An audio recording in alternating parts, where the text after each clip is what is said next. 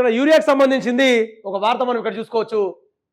ఒక్క బస్తా కోసం 3 కోటి పాటలు, యూరియా కొరత లేదంటున్న ప్రభుత్వం, సరిపడా ఉన్నదంటున్న మంత్రివర్యులు.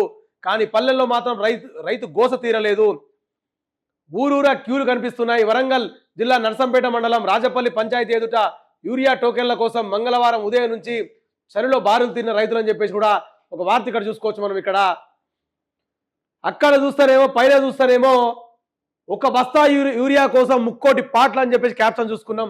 వాస్తవానికి ఒక బస్తా కోసం ఎట్లా పొద్దున్న లేసే సరిలా తీవ్ర పడిగాపులు కాస్తున్నారు రైతులు.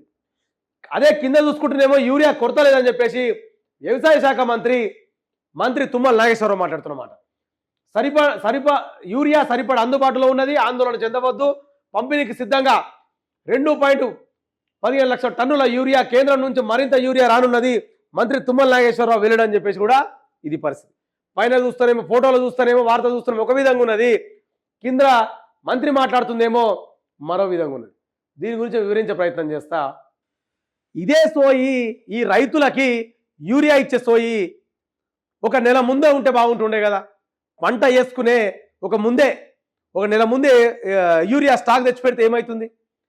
అరే ఇంత నరగోసన, ఇంత సలిల, ఇంత నరగోసన పడుతుంటే రైతులు ఆ ఉసురు మాత్రం నిజంగా చెప్తున్నా, ఈ కాంగ్రెస్ పార్టీ ఖచ్చితంగా దాక్తుంది. రైతుల ఉసురు మాత్రం ఖచ్చితంగా దాక్తుంది. ఎందుకంటే నాడు బీఆర్ఎస్ గవర్నమెంట్ ఉన్నప్పుడు ఒక ఆటో ఆయనకి చెప్తే ఒక ఒక 2 బస్తాలు కాదు 10 బస్తాలు 10 బస్తాలు తీసుకొచ్చి బైకాడ పడేసిపోయేంత సిచ్యువేషన్ అప్పట్లో ఉంటుండే. కానీ ఇలా యూరియా పరిస్థితి ఏంది? ఇంత సలిల వరంగల్లోని నర్సంపేటలు అంట ఇంత సలిలో వచ్చేసి యూరియా కోసం రైతులు పడిగాపులు కాస్తున్నారు.